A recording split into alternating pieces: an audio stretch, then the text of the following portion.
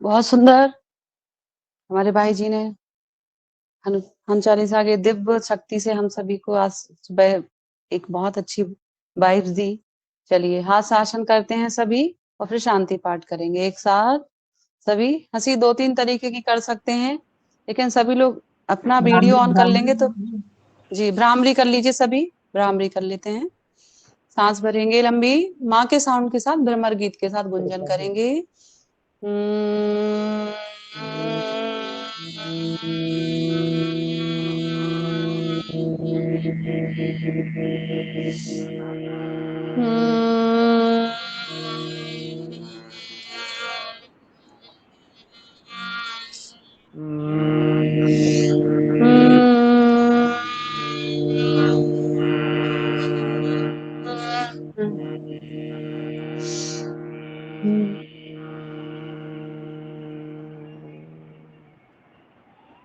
लगातार कर्म जारी रखेंगे 3 से 4 बार।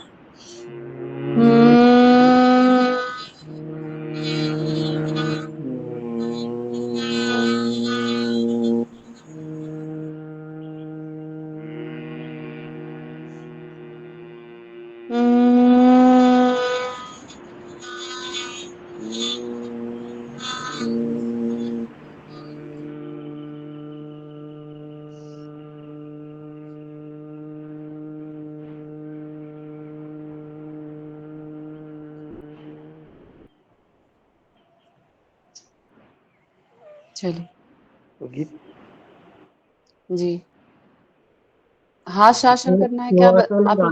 सिंहासन सिंहासन भी करा दीजिए और हाथ से। ठीक ठीक, सिंहासन करते हैं, अपनी जगह पे बैठ जाएंगे। कोशिश करेंगे वज्रासन में बैठते हुए पैरों को खोल लेंगे, पंजे पूरे बिल्कुल सिम्बा बन रहे हैं, सभी छोटे छोटे टाइगर के साथ। एक हमारे रमेश भाई साहब जी कोशिश करिए सांभवी मुद्रा बने, सिंहासन जब करें बिंदी के जगह पे हमें देखना है, सांभवी मुद्रा बनाएंगे तो हमारे ENT में बहुत अच्छे आते हैं, बहुत अच्छे प्रभाव बढ़ते हैं इसके। चलिए देखिए, हाँ की आवाज के साथ पूरा, बहुत सुंदर।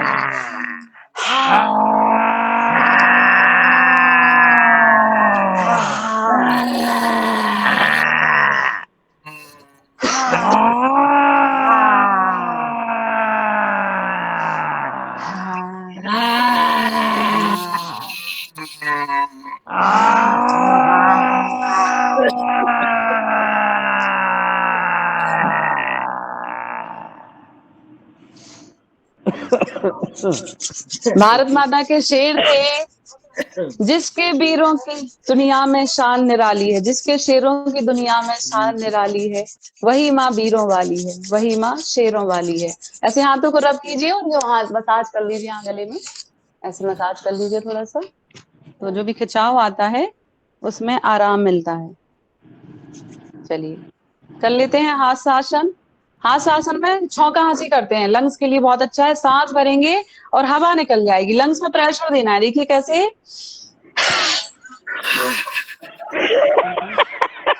प्रेशर दीजिए, प्रेशर दीजिए, प्रेशर दीजिए, हवा के साथ हवा निकालिए, थोड़ी हवा निकालिए, हवा। अब अभी आवाज मत करिए, अभी हवा निकालिए, सिर्फ निकालिए।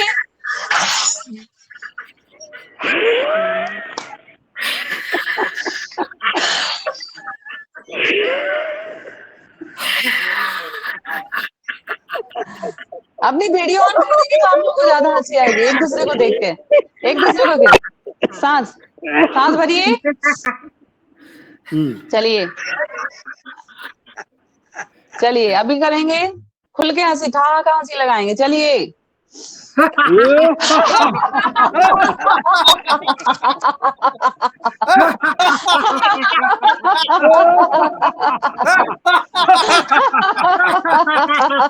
सभी अनुमान करेंगे तो अच्छा भी लगेगा, बहुत सुंदर। चलिए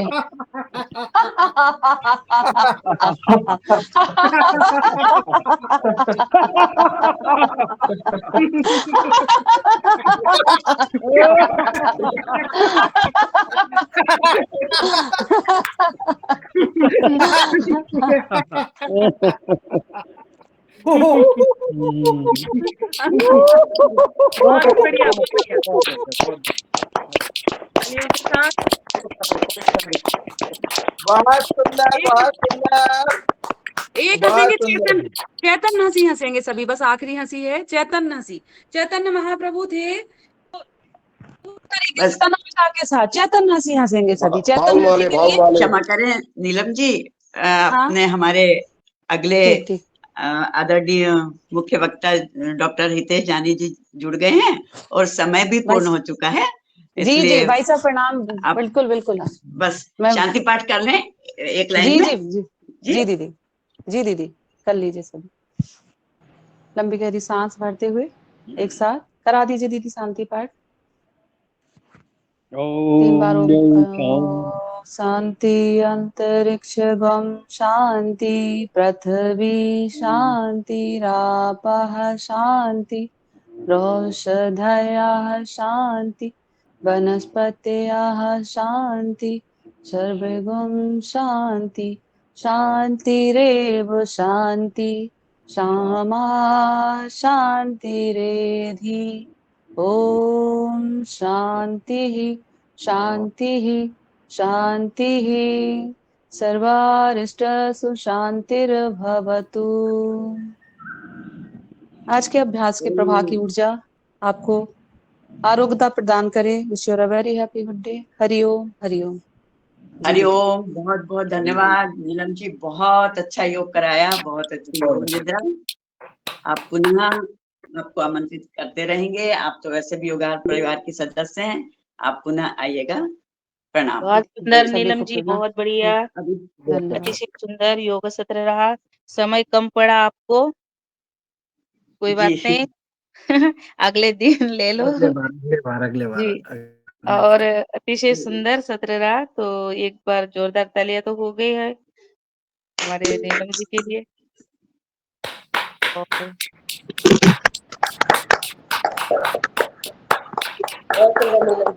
जी रंजना जी, और आप जी आमंत्रित करूं आदरणीय, हाँ, और रंजना जी? दूसरे सत्र की तरफ चलते हैं। और कुसुम दीदी हमारी जी मुख्य जी वक्ता मैं जुड़ गई। आमंत्रित करूं।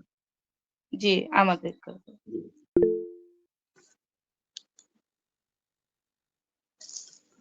प्रणाम डॉक्टर साहब को प्रणाम। आज के हमारे दूसरे सत्र के मुख्य अतिथि हैं आयुर्वेदाचार्य डॉक्टर हितेश जानी जी, जो आप गुजरात से हैं। डॉक्टर हितेश जानी जी गुजरात आयुर्वेदिक यूनिवर्सिटी के पूर्व प्रिंसिपल रहे हैं और वर्तमान में कई गवर्नमेंट नॉन गवर्नमेंट संस्थाओं में आप ऑनररी पद पर कार्य कर रहे हैं।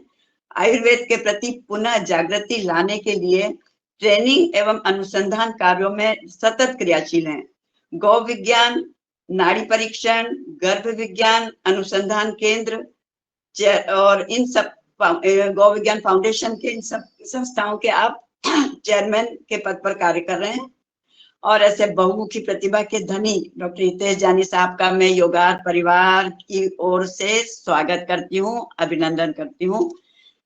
हमने सुना है कि जब हम कुछ बड़ों से आशीर्वाद देते हैं हमें, तो कहते हैं कि शतायु हो या 100 वर्ष तक जिए, किंतु किन्हीं जब महान संतों से हम आशीर्वाद लेते हैं तो हमें सुनने को मिलता है जीवेन शरदः शतम, अर्थात आप 100 शरद ऋतुओं को तक जिए, अर्थात 100 शरद ऋतु में स्वस्थ रहें। क्यों हमारे यहाँ की 6 ऋतुएं हैं, उसमें केवल शरद ऋतु को ही क्यों आशीर्वाद देने के लिए उपयोग किया गया है? इसका क्या कारण है? इसके पीछे क्या तथ्य छुपा हुआ है? और इन सब के बारे में जानकारी आज हमें डॉक्टर साहब से मिलेगी। और डॉक्टर साहब, आज शरद ऋतु में जो बीमारियां जो आती हैं और किस प्रकार से हमें हमारे आचार विचार आहार व्यवहार इन सबको व्यवस्थित रखना है जिससे हम स्वस्थ रह सकें, इन सब पर चर्चा होगी। डॉक्टर साहब आप आइए, आपका स्वागत है, अभिनंदन है, आप अपना वक्तव्य चालू करें, तो आइएगा। नमस्ते सभी को, योगाहार ग्रुप के सभी साधकों को मेरा प्रणाम। बहुत अच्छा लगता है आप लोगों के बीच में आके बात करना। कुछ योग की, कुछ आयुर्वेद की चर्चा यहाँ हो रही है, तो उस समय हमें होना ही चाहिए। जब भी मौका मिलता है, डॉक्टर कुसुम जी बुलाती है तो हम आने का प्रयत्न करते हैं। आज जो अभी डॉक्टर ने बताया शरद ऋतु की क्यों चर्चा करनी है। एक तो शरद ऋतु चल रही है और दूसरा शरद ऋतु के बारे में बताना है। तो मैं उसका जो विज्ञान है वो आपके सामने, जो हमारे ऋषि मुनियों ने रखा था, वो आपके सामने मैं रखूंगा। मुझे जो एडमिन है वो प्रेजेंटेशन बताना है, तो मुझे अलाउ करे प्रेजेंट करने के लिए, तभी मैं पीपीटी बता पाऊंगा। तो who is the admin of this group? Kusum ji, मुझे प्रेजेंटेशन बताना है। जी आप बता सकते हैं। रंजना जी नहीं, देखिए। वो कर दिया मैंने। अब कर दिया ना? हाँ ठीक है।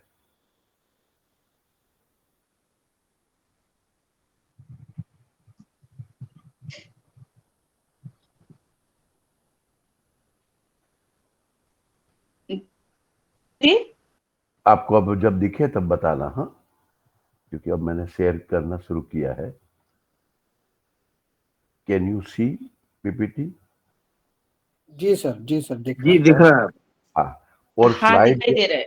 हाँ ठीक है, स्लाइड भी जब मूव हो तब बताना कि मूव हो रहा है ना? मैं पूछूंगा एक आध बार, फिर हम कंटिन्यू चालू करेंगे। ठीक। तो शरद ऋतु के बारे में क्यों बोला गया? शरद ऋतु की चर्चा हमारे वेदों में, खास करके जो अभी मंत्र की चर्चा हुई, या जिसमें से कुछ मैडम ने पढ़ा कि जीवेत शरद शतम, तो वो क्यों शरद की ही चर्चा की गई? तो अथर्ववेद में ऐसी क्या बात बताई गई उसके बारे में मैं बताने वाला हूँ। तो अभी आपके सामने मैं विषय शुरू करता हूँ। मेरा प्रेजेंटेशन जो होगा वो आपको देखना है, और स्लाइड मूव नहीं हो रही है कुछ, शायद ऐसा। आपको एक स्लाइड तो दिख रही है ना? पीपीटी दिख रहा है क्या? है दिख रहा है कि नहीं, जरा बताइए। Who is the admin? दिख रहा है सर। दिख रहा है, ओके ठीक है।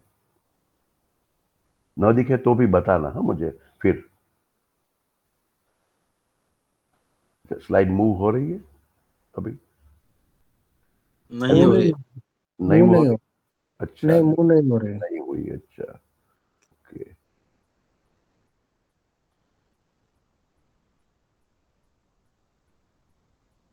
अभी दिख रही है कुछ मूव हुई? हाँ हो गया, चेंज हो गया, स्लाइड चेंज हो गया। ठीक ठीक है। तो एक तो ये आयुर्वेद ही बता सकता है। वेदों की बात कुछ ऐसे जगह से ही ज्यादा समझ में आती है, क्योंकि वेद एक अपौरुषेय है। या तो वो आर्षवाणी है, या तो वो मंत्र है। तो उसे समझने के लिए उपनिषद चाहिए, यानी कि कोई गुरु के पास, किसी जानकार के पास, किसी अधिकारी के पास बैठ के जान सकते हैं। तो ये हमारी परंपरा है, तो उनको समझाने के लिए आयुर्वेद ने अपनी ये बात रखी। और आयुर्वेद की तो वही बात है। आयुर्वेद तो कहता है कि स्वस्थ से स्वास्थ्य रक्षणम। जो आदमी स्वस्थ है, जो व्यक्ति स्वस्थ है, जो बीमार नहीं है, वो कभी बीमार ही न पड़े। उसको कैसे स्वस्थ रखना, वही सब बातें आयुर्वेद ने बताई है। ज्यादातर लोगों में गलत फहमी ऐसी है कि आयुर्वेद कोई काढ़ा काढ़ा और पुड़िया, या कोई दवाई की, यानी कि मेडिकल सिस्टम है, सिस्टम ऑफ मेडिसिन है, दवाई का शास्त्र है। लेकिन वो दवाई का शास्त्र नहीं है। वो तो स्वस्थ से स्वास्थ्य रक्षणम अस्माकम प्रयोजनम। ऐसे जब ऋषि कहते हैं कि हम आयुर्वेद क्यों बता रहे हैं, उसका वजह यही है कि आप लोग, विश्व के सब लोग, इवन न सिर्फ मनुष्य, प्राणी मात्र जिसमें प्राण है, चाहे वो वनस्पति हो, पक्षी हो, पेड़ पौधे जो भी हो, और मनुष्य से लेके चतुष्पाद हो, द्विपाद हो, लेकिन सब स्वस्थ रहे, ऐसी आयुर्वेद की मूल कल्पना है। लेकिन ये तो फिर सोचने से थोड़े कोई आदमी स्वस्थ रहता है। अभी तो हम इस ऋतु में देखे, या कभी भी देखो, कहीं भी डेंगू चल रहा है, मलेरिया चल रहा है, कभी सार्स आता है, कभी कोविड आता है, कभी बुखार, जुकाम, डायरिया, पेट में दर्द होता है, एसिडिटी हर घर में है, हर घर में ब्लड प्रेशर, डायबिटीज। तो फिर ये स्वास्थ्य वाली बात तो दिखती नहीं, लेकिन एक्चुअली है क्या, वो समझने के लिए हमको वेद की उन ऋचा में जाना पड़ेगा, उस मंत्र में, जीवे में शरद शतम। तब उसने बताया मैं सिर्फ 100 साल जीऊं ऐसा नहीं, मैं 100 शरद जीऊं। तो डॉक्टर कुसुम जी ने पहला ही प्रश्न किया या पहले ही बात से शुरू किया कि 100 साल जियो, वो तो सबको आशीर्वाद मिलता है, लेकिन जीवेद शरद शतम, वसंत क्यों नहीं बोला? वसंत ऋतु में कितने पेड़ पौधे खिलते हैं, प्रकृति अपने चरम सीमा पे होती है। वर्षा में कितना जल सरस आता है, उसमें से तो जीवन चलता है। तो भी वर्षा की बात न करी, न वसंत की बात करी, लेकिन शरद की बात क्यों करी? और उसमें भी मैं 100 शरद जीऊं, मैं 100 शरद सुनूं, तो एक क्यों बताया? उसका जवाब या उसका डिटेलिंग हमको मिलता है आयुर्वेद से। आयुर्वेद कहता है कि रोगाणाम शारदी माता, शरद ऋतु रोगों की माता है। 6 ऋतु में अभी आपको ऋतु कैसे बनती है, ऋतुओं के खान पान क्या होने चाहिए, और उसमें हम तो अभी शरद ऋतु की चर्चा करेंगे, तो मैं कुछ ऋतुचर्या की बात करूंगा। तो ऋतुओं कैसे होती है वो भी समझना पड़ेगा। उसमें शरद ऋतु में क्या होता है, उसमें हमारे शरीर पर क्या प्रभाव पड़ता है, और उसमें हमको कैसे ठीक रहना है। तो लेकिन ये शरद ऋतु की चर्चा के बारे में समझने के लिए जो आयुर्वेद ने बताया कि शरद ऋतु को वेदों में ही यमदृष्टा बताया गया है। यम उसमें ज्यादा एक्टिव होता है, यम हमारे ऊपर ज्यादा काम कर सकता है। यम यानी मृत्यु के देवता। तो यमदृष्टा, यम की नजर हमारे ऊपर पड़ी रहती है, ऐसा वेद कहता है। और शरद ऋतु को आयुर्वेद ने बताया रोगाणाम शारदी माता, शरद ऋतु रोगों की माता है। अब वो समझना, वही मेरा शायद प्रयत्न रहेगा कि रोगों की माता क्यों कहा गया, और अगर रोगों की माता है तो फिर हमारे ऋषि मुनि ने उससे बचने के लिए क्या बताया। और जियो तो ठीक, 100 साल जियो, 15 साल 50 साल नहीं, 100 साल जियो। अकाल मृत्यु के बाद मृत्यु जो तेरे को आए वो एकदम काल मृत्यु हो, तो काल बताया है 100 साल। लेकिन ऐसा नहीं जैसे आज का मेडिकल साइंस, और आज आप देखते हैं कि भाई कोई एक आदमी कोमा में है, मतलब बान में नहीं है, बेहोश है, और उसको उसकी सांस चल रही है, फिर तो वो तो भी उसको जिंदा बोला जाता है। कोई कहता है कि भाई इसकी किडनी फेल है, लेकिन विज्ञान की प्रगति इतनी हुई है कि घर में ही डायलिसिस हो रहा है। तो विज्ञान की प्रगति है, हाँ, मेडिकल साइंस की प्रगति है, और आदमी बेड पे पड़ा है, उसका डेली डायलिसिस होता है या ऑल्टरनेट डायलिसिस होता है, लेकिन कहते हैं कि वो आदमी जिंदा है। फिर बताते हैं कि भाई पेस मेकर रखा है हार्ट में, या स्टंट डाला हुआ है, आदमी को मरने नहीं देंगे हम। फिर कभी लंग्स, अभी आपने जो श्वसन के लिए आपको योगासन करवाया गया, खास करके हास्यासन, तो लंग्स को आपने एक्सरसाइज करवाई, वही लंग्स खराब हो जाता है और वो लंग्स फेल हो जाता है, काम करना बंद करता है, तो वेंटिलेटर का यूज करते हैं। नहीं, आदमी को मरने नहीं देंगे, आप चिंता मत करो, कुदरत से भी हम आगे हैं, ऐसा सोच के डायलिसिस, वेंटिलेटर, पेसमेकर, या कितनी एक्टिविटी। आदमी जिंदा नहीं, जिंदा है लेकिन बोलता नहीं, चलता नहीं, सांस ले रहा है लेकिन बात नहीं करता, उसकी किडनीज फेल हो गई है लेकिन हम उसको मरने नहीं दे रहे हैं, उसका डायलिसिस हम कर रहे हैं। तो ये जो बातें हैं ना, ये विज्ञान के साथ तो शायद ठीक लगती होगी, लेकिन ज्ञान वाली बात नहीं है। आदमी सिर्फ बेड पे जिंदा रहे और मृत्यु डिक्लेयर नहीं हो, ऐसी स्थिति में हम नहीं रहना चाहते थे। हमारे तो पुरखों ने बोला, मांग मांग की, प्रभु से जब मांग की तो क्या मांगा कि जिह्वा में शरद शतम, हे प्रभु मैं 100 साल तक जिंदा रहूं और शरद ऋतु मुझे निकल जानी चाहिए। और फिर इतना ही नहीं, शरद ऋतु बेड पे नहीं निकालनी है मुझे, रोगों की माता है तो उसका अब बात समझेंगे कि ओम भद्रम करने भी सुनियाम देवा, मैं 100 साल तक सुन सकूं, न सिर्फ सुन सकूं, क्योंकि जब एजिंग आता है 60-70 के बाद हियरिंग लॉस थोड़ा शुरू होता है। तो प्रार्थना है भगवान से कि हे प्रभु मुझे 100 साल तक ऐसा ही सुनाई दे जैसा मैं यंग एज में सुन रहा हूं, तो हियरिंग लॉस न हो। भद्रम, भद्रम यानी मैं सिर्फ सुनूं नहीं, किसी की गालियां सुनूं, किसी का गुस्सा सुनूं, मुझे तो भद्र अच्छा सुनने को मिले। आपको आपका केस पूरा हो गया, आपके घर में पोता हुआ, आपकी लॉटरी लग गई, या मतलब खुशी, हंसी खुशी की बातें मुझे सुननी है, सिर्फ सुनना नहीं है। मतलब ऐसी हमारी लाइफस्टाइल हो या ऐसा मेरे सराउंडिंग हो। ओम भद्रम कर्णे भी श्रोणयाम देवा, इतने नहीं, भद्रम पश्चिमाक्षर भी यह जत्रा, मेरी आंख भी 100 साल तक। मोतियाबिंद तो एक स्वाभाविक अवस्था प्रक्रिया है, वो जरा अवस्था का लक्षण है, लेकिन मुझे मोतियाबिंद भी ना आए और मुझे वो ऑपरेशन आंख का करवा लेना पड़े, मैं 100 साल तक देखूं नहीं, अच्छा देखूं, कुछ ऐसा जीवन जीऊं, ऐसा देखूं।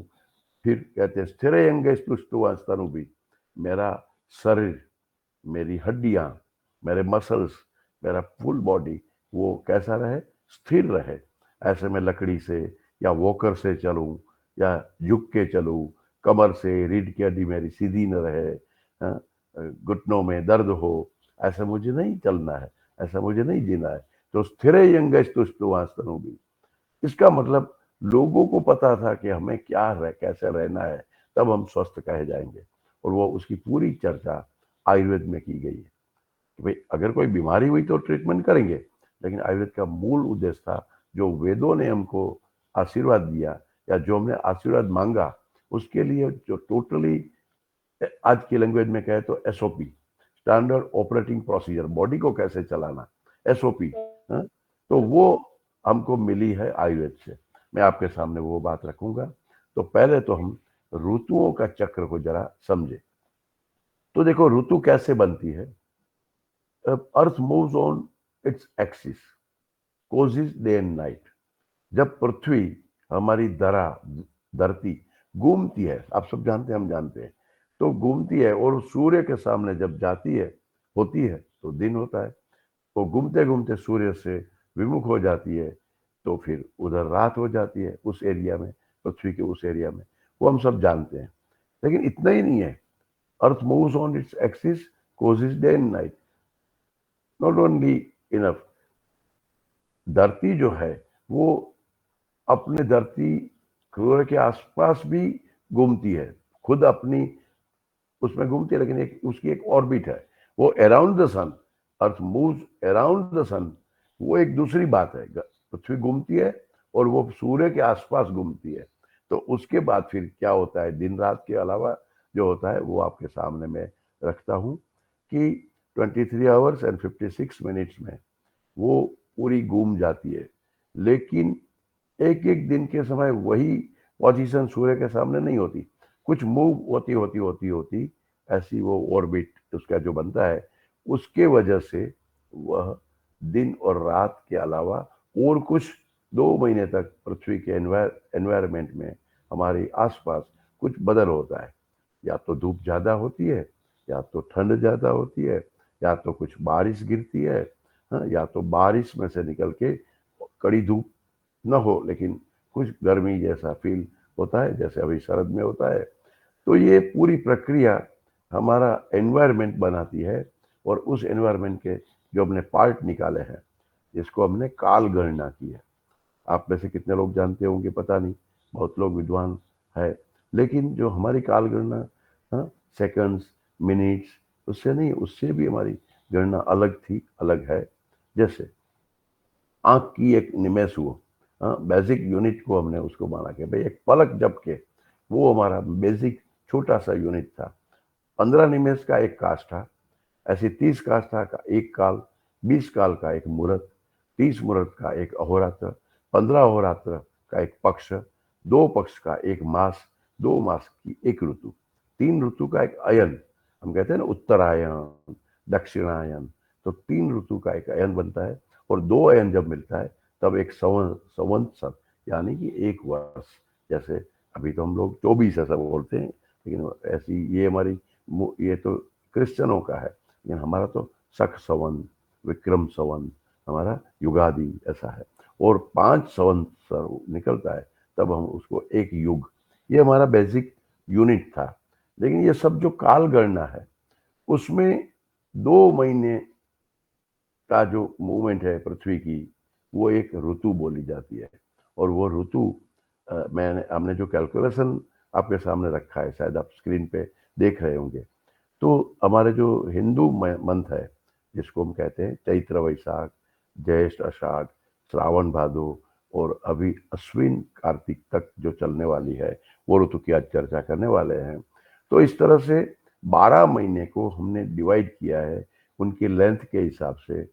उसका कैलकुलेशन भी आप देख सकते हो कि इंग्लिश या जिसको हम ग्रेगोरियन कैलेंडर कहते हैं उसके साथ हमने ये इसको सेट किया है। तो फिर जो ऋतु बनती है तो spring, summer, monsoon, autumn, winter और या फॉल विंटर या वेरी डीप विंटर ऐसा आप कह सकते हो। तो इस तरह से कुल मिला के 6 ऋतु बनती है, जिसमें आज जैसे हम लोग 17 सितंबर को आज अभी सुबह है, थोड़ी देर में गर्मी होगी और वही 17 जब अक्टूबर और नवंबर हो जाएगा तो ठंड होगी। इस समय तो कड़ाके की ठंड होगी, हमको अंगीठी रखनी पड़ेगी या रूम हीटर चलाना पड़ेगा। अभी रूम हीटर नहीं चाहिए। और जब मार्च में आता है तो फिर एसी चाहिए।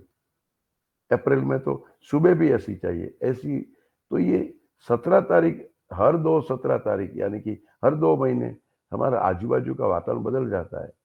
तो आपको जानकारी होगी, जैसे हमको ठंड लगती है तो कैसे हम अपने शरीर को कवर कर देते हैं, गर्म लगता है तो हम कैसे बिस्तर से हट जाते हैं, कपड़े निकाल देते हैं या पतले वस्त्र पहनते हैं। तो बॉडी के ऊपर कुछ इम्पैक्ट होती है, इसलिए हम ये करते हैं। तो टेम्परेचर का सिर्फ अप डाउन नहीं है, बॉडी के बहुत जो केमिकल्स है, कंपोनेंट है, खास करके जो खून है, खास करके जो घूमने वाली जल है, बॉडी के पूरे जितने भी मटेरियल है, जिसको आप सेल बोलो, छोटा सा यूनिट सेल, हम कहते हैं धातु है। सप्त धातु, रस, रक्त, मांस, मेद, अस्थि, मज्जा और शुक्र, ये सप्त धातु यानी कि बेसिक टिश्यूज और उनके सेल में कुछ चेंज होता है, तभी तो हमको फील होता है कि ठंड लग रही है, भूख लगी है, नींद आ रही है।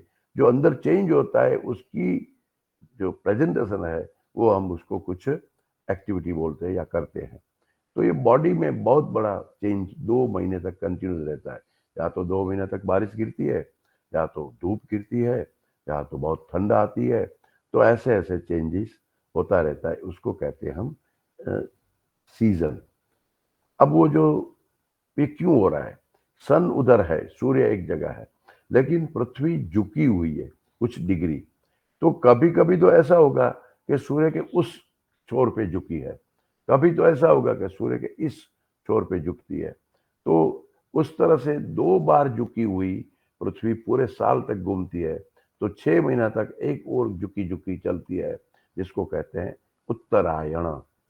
6 महीना फिर तिरछी झुक दूसरी ओर झुकती है, तो उसको कहते हैं दक्षिणायन। तो जो सूर्य के आसपास घूमना पृथ्वी का, वही हमको ऋतुओं के बारे में कुछ फीलिंग करवाता है। अब ये तो बात हुई ऋतु कैसे होती है, तो लेकिन उस ऋतु में हमारे बॉडी में क्या चेंज होता है, अगर ये आप फिगर देख सकते होंगे तो किस तरह से हमारे अर्थ का या पृथ्वी का एक्सिस बनता है। तो उसमें हीट कैसे आती है सूर्य की, तो उनकी वजह से हमारे बॉडी के अंदर जैसे एनवायरनमेंट में चेंज होता है, उसके बॉडी के अंदर एसिटाइलकोलिन या हिस्टामिन या जो मैंने बताया सप्त धातु, उसमें कुछ चेंज आता है, उसके कंपोनेंट में कुछ चेंज आता है।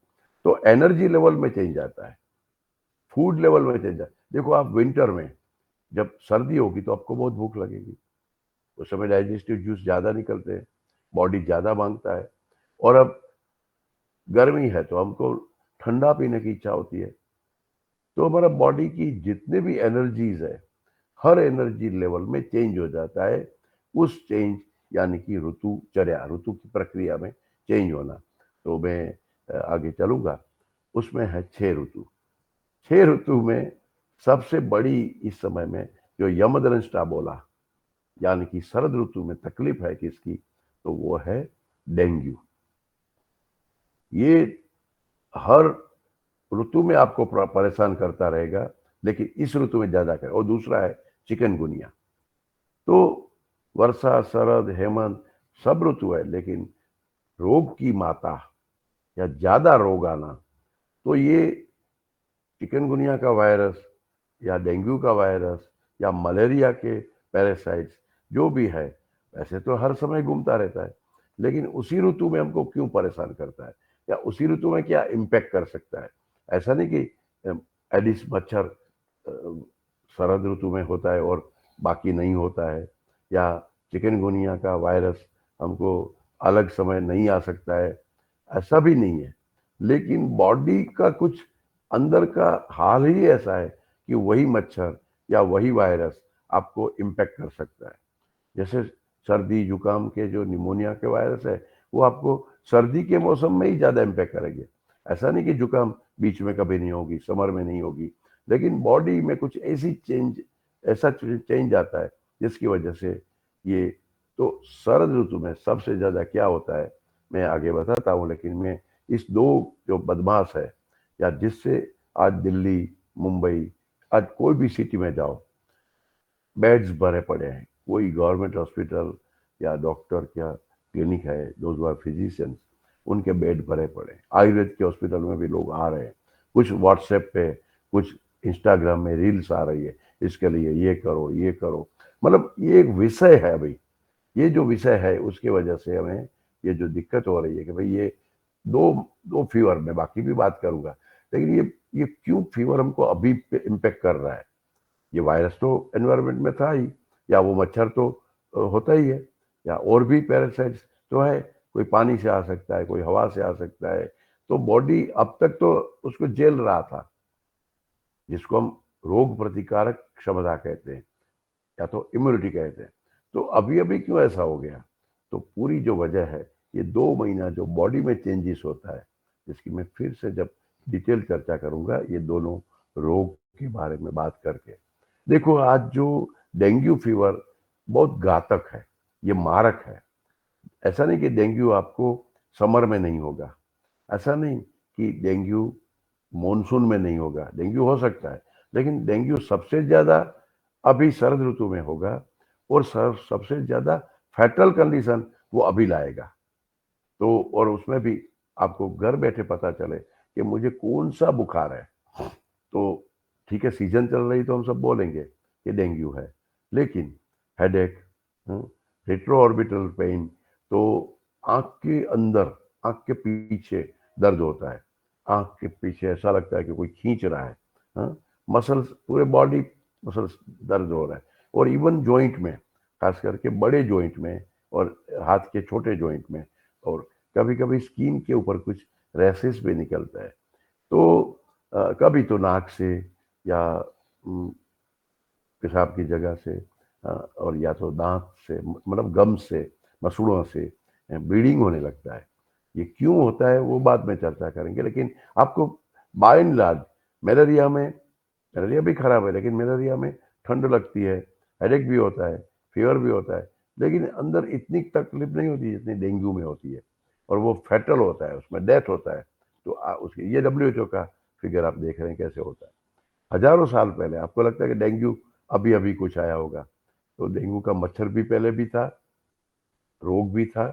तो महर्षि सुश्रुत ने उसके बारे में जो बताया कि ये वात श्लेष्मक ज्वर है, तृष्णा, मूर्छा, भ्रमोद्वाह, स्वप्ननाश, नींद निकल जाना, सिरोरिजा, सिर यानी सर भारी होना, कंठस्य शोषो वमथु, रोमहर्षो, अरुचि तथा पर्वभेद, सब जगह दर्द होता है। तो ये उसकी तीव्रता क्या है वो सब बताने के लिए ये संस्कृत क्या मुझे प्रवचन नहीं करना है, लेकिन आपको इतना ही बताता हूँ कि ऐसे बुखार के बारे में जिसको आज के लैंग्वेज में या आज के डॉक्टर चिकनगुनिया कहते हैं या डेंगू कहते हैं, ऐसे ज्वरों का वर्णन हमारे शास्त्रों में है। और ये उसका विजुअल प्रेजेंटेशन है कि वॉमिटिंग जैसा फीवर है, हेडेक है, रैसेस निकलते हैं, जॉइंट्स में पेन होता है, तो ये उसका विजुअल। अब भाव प्रकाश ऋषि ने उसको त्रिदोष ज्वर बोला कि ना सिर्फ वात कफ पित्त भी इसमें इन्वॉल्व है, तो उन्होंने अपने हिसाब से वर्णन किया, क्योंकि वो उनके बाद ऋषि आए। चरक, सुश्रुत, फिर भाव प्रकाश, सारंगधर, ऐसे पूरी ऋषियों के जो क्रम है, जो अपने अपने इस समय में जो भी ज्यादा ठीक लगा, बताना लगा, वो रिसर्च करते रहे, बताते रहे, तो वो उन्होंने त्रिदोष ज्वर बोला। और एक जगह तो एक ऋषि ने बता दिया, इसका तो नाम ही उसने दे दिया शारद ज्वर, शारदीय ज्वर, शरद में होने वाला, और उसका वजह बता सूर्यो अपता, सूर्य की इतना ताप होता है। और वो क्यों ताप लगता है? वर्षांते पित्तवीर्यते, कि वर्षा 2 महीने तक ठंड लगी, बारिश थी, क्लाउडी वेदर था, गर्मी नहीं थी, तो बॉडी का अंदर का ब्लड खून वो ऐसा था, ठंडा था, और बाहर गर्मी शुरू हुई, तो उस समय जो ज्वर होता है, लक्षण तो वही बताए, लेकिन उसके थोड़ा पॉजिटिव फैक्टर की ओर हमारे एक ऋषि गए, और तो क्यों अंदर से हो रहा है, तो उसके बारे में, डेंगू के बारे में आपको घरों में, क्योंकि डेंगू अभी बहुत फैला है हमारे पास, हर दिन 4-5 केस, जो ब्लड में प्लेटलेट्स कम हो गई है, ब्लड चढ़ाने लगे तो भी फायदा नहीं हो रहा है, ऐसे केस फिर आयुर्वेद के पास, हमारे लोगों के पास आते हैं, तब हम क्या कहते हैं। लेकिन आप जब योगाहार ग्रुप के लोग आहार की भी बात करते हैं, योग की बात करते हैं, तो हम कहते हैं कि भोजन ही भेषज, कभी आपके सामने विषय रखूंगा कि भोजन ही भेषज है, तो आपके भोजन में, आपके फूड में,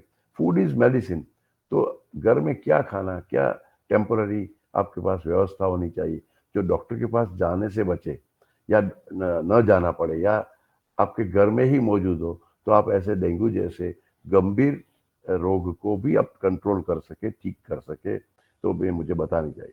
सबसे पहले यू शुड हाइड्रेटेड, मतलब गर्मी ऐसी है, ऋतु की गर्मी है, और बुखार में पानी जल जाता है, तो आपको पानी पीते रहना चाहिए, क्योंकि हम भूल जाते हैं कि पानी, तो वो फिर प्लेटलेट्स टूटती है, ब्लड खराब होता है, तो सब कुछ याद रहे न रहे, कुछ समझ में आए ना आए, या कहीं डॉक्टर मिले न मिले, लेकिन आपको पानी पीते रहना चाहिए।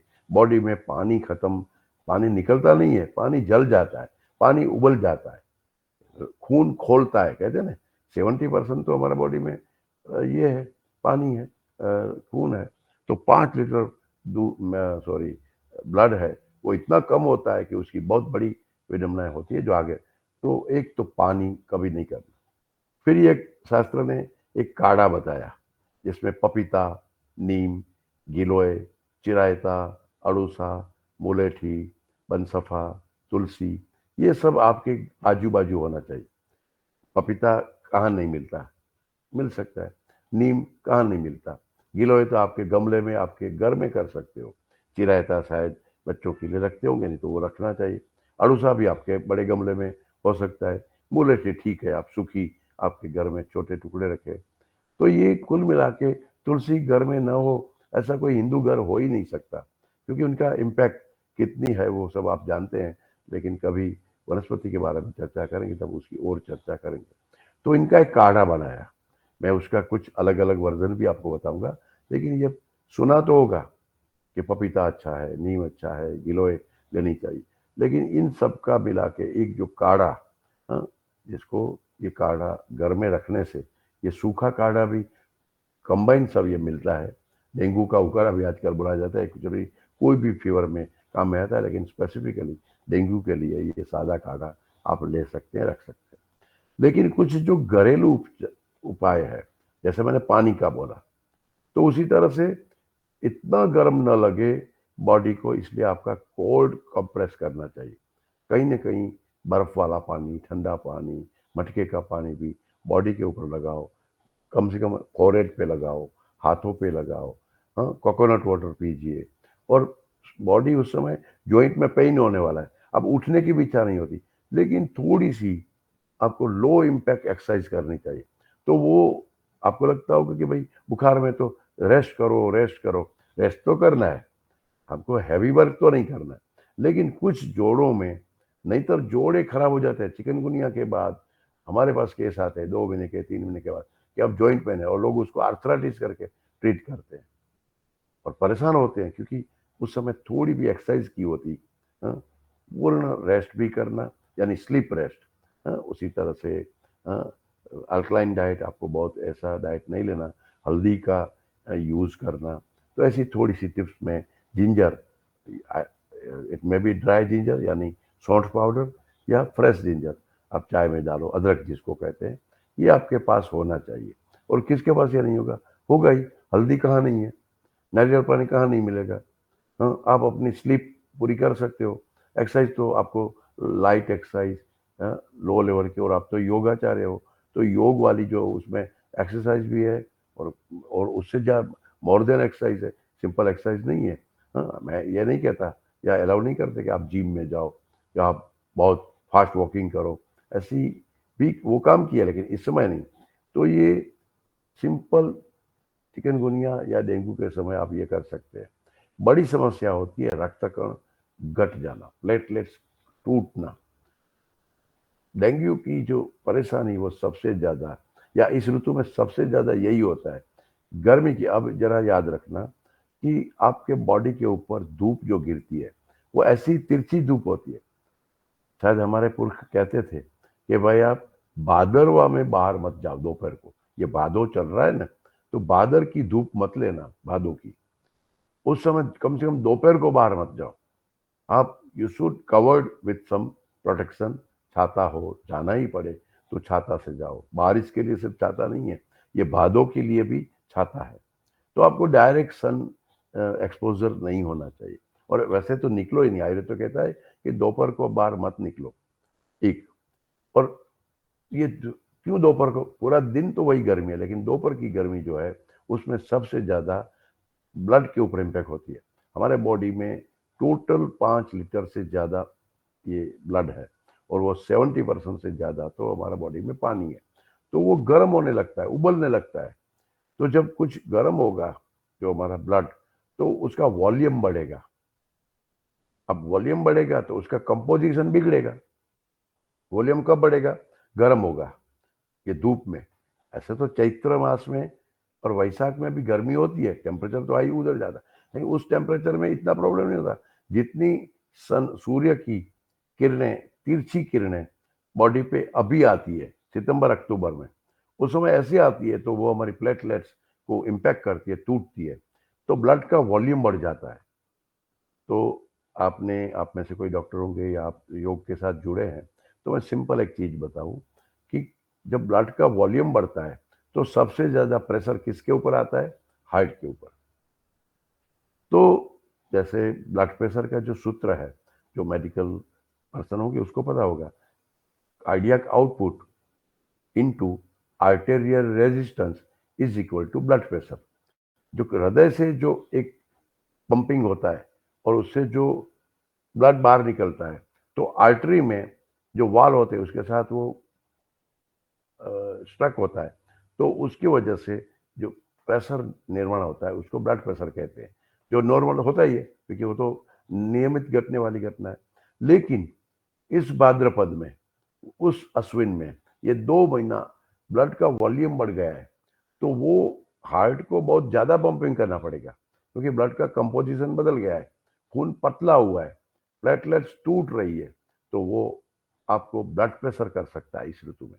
क्योंकि एक दिन में हो जाना, जैसे आप दौड़ते हो, स्टेप्स चढ़ते हो, कुछ एक्सरसाइज करते हैं, हैवी एक्सरसाइज कर, तो हमारा धक धक धक धक होता है, कार्डियक आउटपुट बढ़ जाता है, लेकिन इट्स ए टेम्पररी फेज और तुरंत अपने आप ठीक हो जाता है। जैसे आप रेस्ट करते हो, रुकते हो, बैठ जाते हो, लेकिन आपने कुछ नहीं किया, लेकिन गर्मी की वजह से आपका ब्लड बढ़ा, उसका वॉल्यूम बढ़ा, और वो एक दिन नहीं हुआ, एक दिन की गर्मी नहीं लगी, पूरा 60 डेज तक। जो 2 महीने पहले तो आप ठंड में थे, बारिश में थे, पूरा क्लाउडी वेदर था, तो आपका ब्लड ठीक हुआ था थोड़ा, और अब एकदम पतला हुआ है, तो कैपिलरीज के ऊपर बहुत प्रेशर आता है, हार्ट को बहुत पंपिंग करना पड़ता है नॉर्मल फिनोमिना, लेकिन वो नॉर्मल में एबनॉर्मलिटी कर देता है। और इस ऋतु में आप कोई भी डॉक्टर हो या आप कोई डॉक्टर को पूछो, या आप किसी के घर में जब ब्लड प्रेशर आया है कोई व्यक्ति को, तो आने का एज के हिसाब से अलग है, लेकिन जल्दी जो आता है बीपी, तो उसमें खान पान बाकी चर्चा तो होगी, तो पॉजिटिव फैक्टर और भी है, लेकिन आपको पता चलता है शरद ऋतु में, क्योंकि उस समय तो फिर वो इतनी मात्रा बढ़ जाती है, तो बीपी बढ़ना, और वो इतनी बढ़े कि जैसे बताया कि नाक से खून निकल जाता है, अगर वो जिसको हम कहते हैं एपिटैक्सिस, तो वो अगर कैवर्नस प्लेक्सिस से कैपिलरीज के ऊपर प्रेशर आया तो टूट के नाक से आएगी या गम से आएगी, लेकिन वो और जगह कहीं प्रेशर बढ़ा और वो फिर ब्रेन में टूट गया, तो इसको कहते हैं हम इंटरनल हेमरेज। तो सबसे ज्यादा पैरालिसिस इस शरद ऋतु में होता है। देखो कैसे गंभीर रोग है ये। डेंगू तो उसका बाहर वाला फीचर है, लेकिन ब्लड जो खराब हो रहा है उसकी वजह से ब्लड प्रेशर परमानेंटली आ गया, और या तो ब्लड प्रेशर ऐसा आया ऑल ऑफ ए सडन, और या तो ब्लड प्रेशर ऐसा बढ़ा, क्योंकि BP is a symptomatic disease. वो साइलेंट किलर है, पता नहीं चलता बीपी बढ़ा है, और बीपी बहुत बढ़ जाता है तब पता चलता है, तब तो वो नुकसान कर देता है। तो अंदर की कैपिलरीज जो सूक्ष्म केशिकाएं है वो फटती है और ब्रेन में फटती है, तो वो ब्रेन को वो हेमरेज की वजह से वो डैमेज कर देता है, तो हो जाता है पैरालिसिस। तो एक हुआ बीपी, दूसरा होता है पैरालिसिस। तीसरा होता है जब ब्लड की कॉम्पोजिशन बदलता है, तो फिर वो रक्त है वो स्किन के ऊपर इम्पैक्ट करता है। आयुर्वेद कहता है आपका ब्लड कैसा है उसके ऊपर आपकी स्किन रहेगी, और मेडिकल साइंस भी वही मानता है। फिर भी हमने तो उसको बोला जैसे दूध में कैसे परत होती है, ऐसा ही खून की परत है स्किन, चमड़ी। तो वो चमड़ी के रोग बहुत होते हैं इस ऋतु में, खास करके मेलानिन के, कलर्स के, या एक्जिमा, ड्राई एक्जिमा और सोरियासिस से लेके खून के बहुत रोग इस समय होते हैं। और वो रोग सिंपल नहीं होते, सिर्फ लगाने से ठीक नहीं होने वाला है, क्योंकि अंदर से खून खोल के चमड़ी को बिगाड़ा है। तो रक्त विकार सिर्फ नहीं है, ये रक्त का ऊपर का हिस्सा यानी कि स्किन है, त्वचा है, वो खराब होती है। तो चमड़ी के रोग भी बहुत लंबे समय तक इम्पैक्ट करते हैं, परेशान करते रहते हैं, ठीक भी नहीं होता। इसलिए हमारे लोग बहुत कहते हैं कि बनो तो स्किन स्पेशलिस्ट बनो। डॉक्टर बनना है तो हंसी में कहते हैं कि स्किन, उसमें रोग ठीक नहीं होता, मतलब मरीज आता रहता है और उसमें कभी इमरजेंसी आती नहीं। खुजली आती है, इमरजेंसी नहीं आती। तो उस डॉक्टर को सब बनने की इच्छा होती है, स्किन स्पेशलिस्ट का धंधा कारोबार चलता रहता है, क्योंकि वो रोग ठीक नहीं होने वाला है। न बीपी ठीक होने वाला है, न पैरालिसिस ठीक होने वाला, न आपका स्किन डिजीज ठीक नहीं होने वाला। और उसका वजह है इस ऋतु में बॉडी के ऊपर खास करके टेम्परेचर, जिसको आप सिंपल लैंग्वेज में टेम्परेचर कहेंगे, जरा ब्रॉड लैंग्वेज में उसको एनवायरमेंट कहते हैं, लेकिन उसको कहते हैं ऋतु प्रभाव। ये बॉडी में होता है। तो ये तीसरा रोग हुआ, मैंने बताया स्किन। एक रोग नहीं, बहुत से। मुझे लगता है डॉक्टर कुसुम जी और बहुत से महिला इस ग्रुप में है, या आपके हर घर में मातृशक्ति है, महिला है, यानी बहन है, माँ है, पत्नी है। तो हमारी जो महिलाओं के ऑर्गन पुरुष से जो कुछ अलग है, और वो है गर्भाशय, और वह है उनकी माहवारी।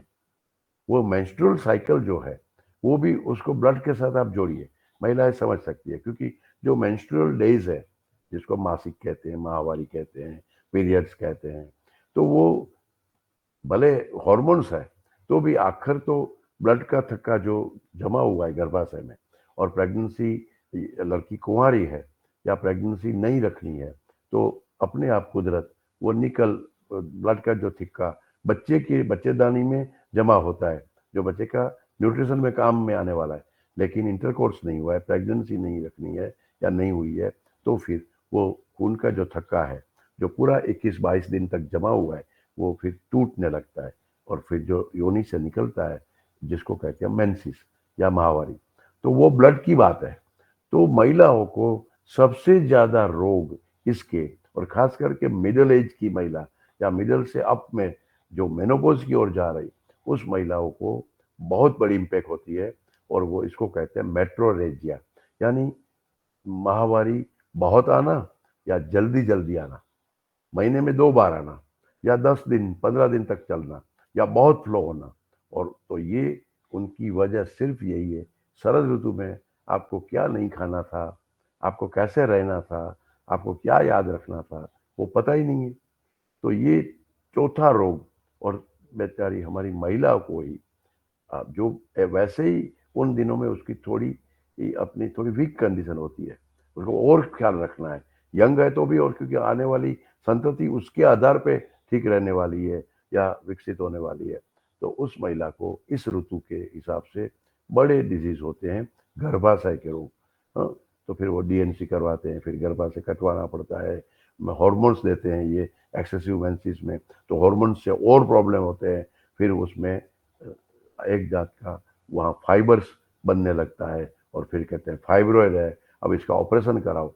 लेकिन 8, 10, 15 साल शरद ऋतु में अगर, जो मैं बाद में बताऊंगा, वो अगर आपने खाया या वो नहीं खाया, डूज एंड डोंट्स पता हो कि मेंसेस के समय या महिलाओं को खास करके कैसे कैसे कुछ खाना कुछ नहीं खाना, और खास करके शरद ऋतु में क्या करना वो नहीं मालूम, तो फाइब्रॉइड तक ये बातें चलती है, ये आज किसी को पता ही नहीं है। और वो डॉक्टर भी माने, क्योंकि बॉडी के ऊपर ये सूर्य की इम्पैक्ट है या ऋतु की इम्पैक्ट है, वो उनके शास्त्रों में है ही नहीं। ये तो हमारा वेद, और खास करके पंचम वेद जिसको आयुर्वेद कहते हैं, वही बता सकता है। और एक ये बात तो हुई हमारी शारीरिक रोग की, लेकिन उस ब्लड के वॉल्यूम के बढ़ने से और जो बाकी भी चेंज होता है, थोड़े और चेंज होता है, वो उसकी इम्पैक्ट पड़ती है न्यूरॉन्स के ऊपर, ज्ञान तंतु के ऊपर, नर्वस सिस्टम के ऊपर। तो उस समय मन बहुत विचलित होता है, गुस्सा उस समय बहुत आता है, क्रोध, जो उष्णता से क्रोध आता है। तो एक और तो ब्लड का वॉल्यूम बढ़ा है, दूसरी ओर क्रोध आया, तो फिर बीपी बढ़ेगा ही बढ़ेगा। और नहीं, चलो बीपी बढ़ा कि नहीं पता नहीं, लेकिन क्रोध आता है तो मन विक्षिप्त रहता है। तो इस ऋतु में मन को भी शांत बहुत करना पड़ता है। आप लोग तो योग के प्रैक्टिशनर हो, तो आपको तो सीधा फायदा है, जानो ना जानो, लेकिन इस ऋतु में तो हर आदमी को कितना फायदा मिलता होगा योग से। तो मन को शांत रखने के लिए इस समय, इस ऋतु में ज्यादा काम करना पड़ेगा, क्योंकि जितने भी सुसाइड है, जितने भी सुसाइटल एक्टिविटी है, ये इस ऋतु में बढ़ती है। तो ये बड़ी ये नोटिंग किया हुआ है। जैसे पैरालिसिस भी कब कब एडमिट होते हैं, आप कोई न्यूरोफिजिशियन के या जो ज्ञान तंतु के जो नसों के डॉक्टर है उसको पूछिए, या इसकी बड़ी हॉस्पिटल्स होती है वहाँ पूछिए कि भाई पैरालिसिस के केस कब आते हैं, तो वो आते हैं शरद ऋतु में, सितंबर अक्टूबर, टोटल ये रिकॉर्डेड है सब। उसी तरह से सुसाइटल टेंडेंसी कब बनती है या सुसाइड अटेम्प्ट टू सुसाइड कब ज्यादा होता है, पुलिस रिकॉर्ड देखिए, तो भी आपको पता चलेगा इसी ऋतु में, क्योंकि मन विक्षिप्त होता है। तो ऐसे में मन को कैसे शांत रखना, ऐसे में तन को यानी खास करके खून को कैसे शांत रखना, वही पूरी एक्टिविटी हमारी आगे जाके मैं बताने वाला हूँ। लेकिन ब्लड को ठीक करने के लिए मैंने जो ये 4-5 चीजें आपको बताई, अनार है, गूसबेरी यानी आंवले है, या आंवले का मुरब्बा है, पपया है, ये सब आपको करना पड़ेगा।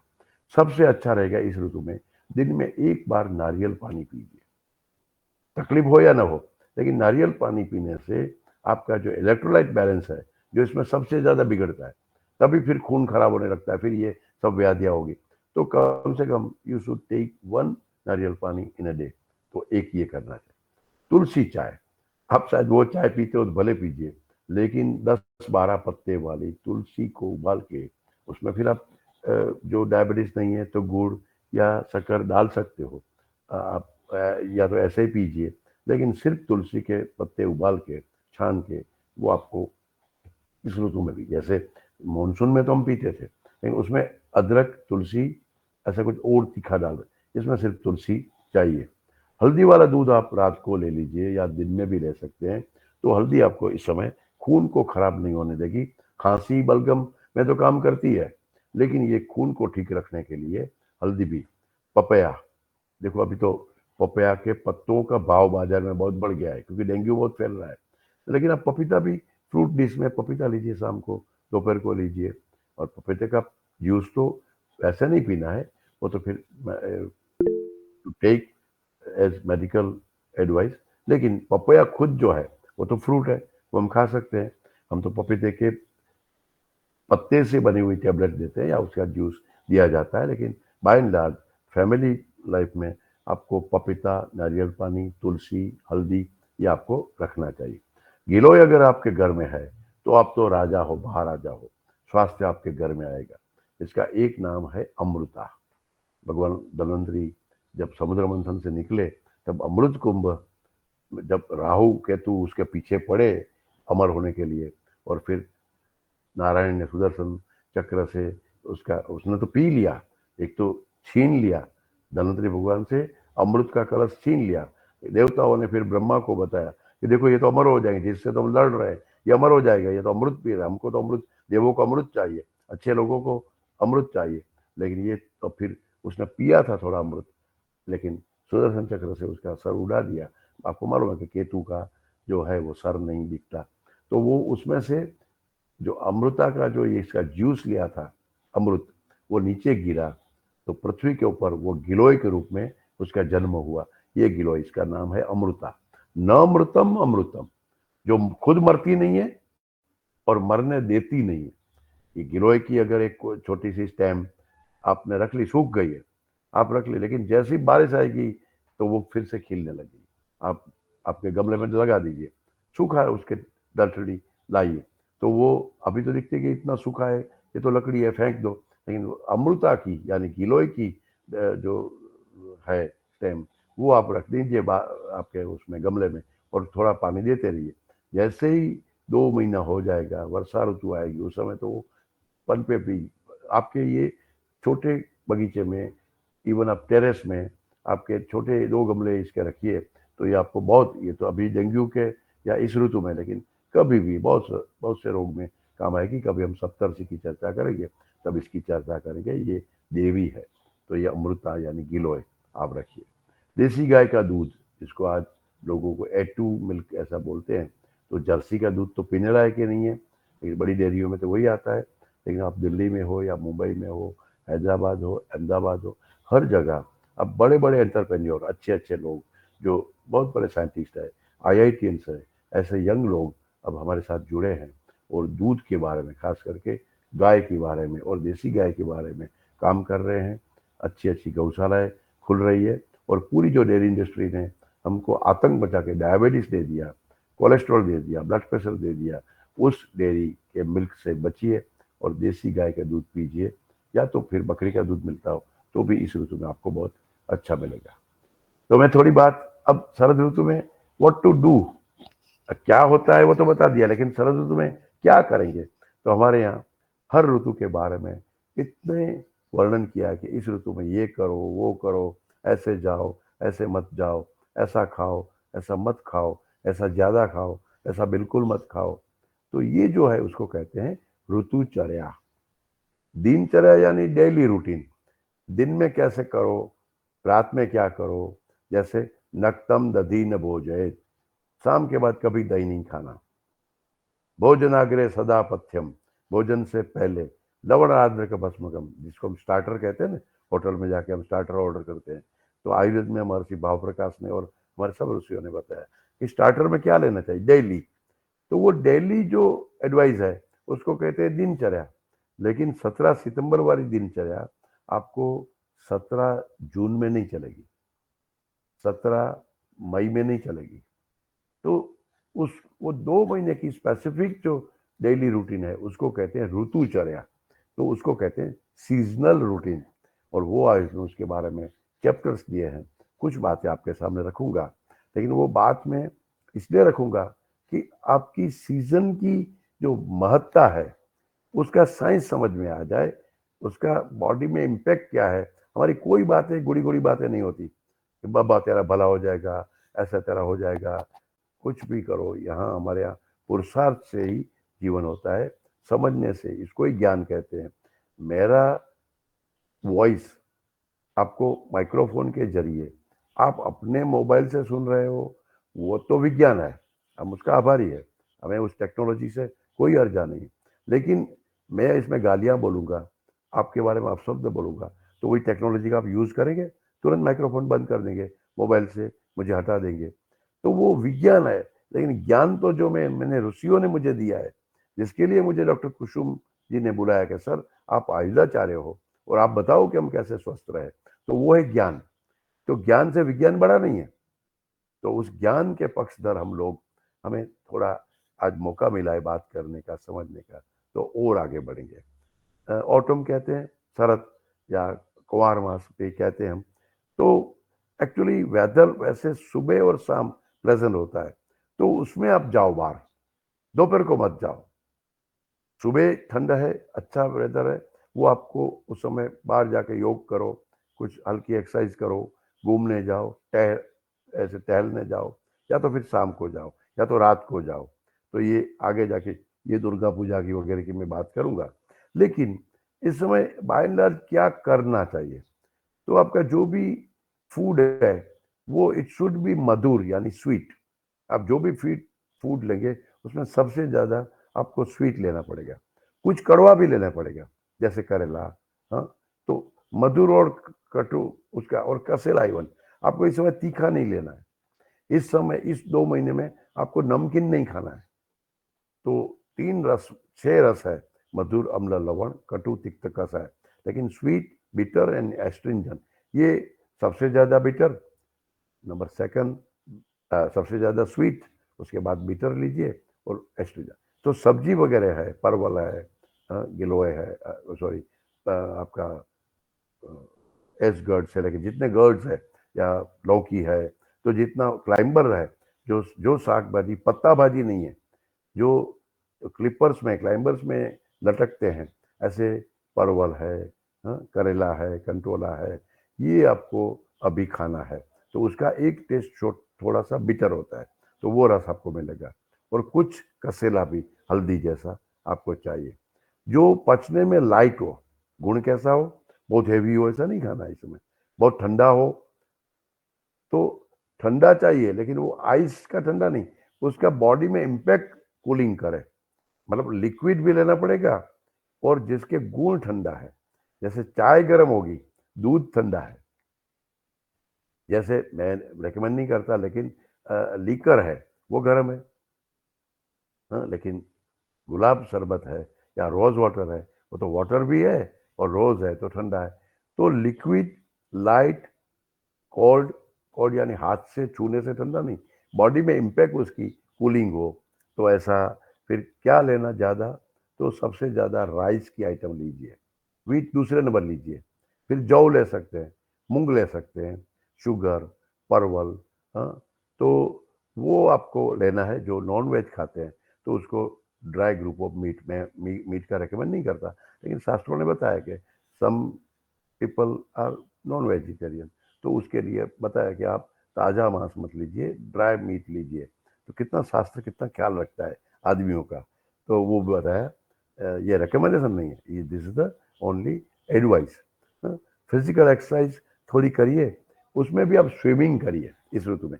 तो पानी है, ठंडा है, कूलिंग इम्पैक्ट पूरे बॉडी पे एक साथ आएगी स्किन के माध्यम से, तो एक्सरसाइज भी हो जाएगी और आपको कूलिंग भी हो जाएगा बाहर से। तो आपको किसका किसका ध्यान रखना है, तो आपको इतना ज़्यादा घी नहीं लेना है, इतना ज़्यादा आपको गर्मी नहीं लेना है। हाँ, तो ऐसा करके आपको कुल क्या खाना, दही नहीं खाना है।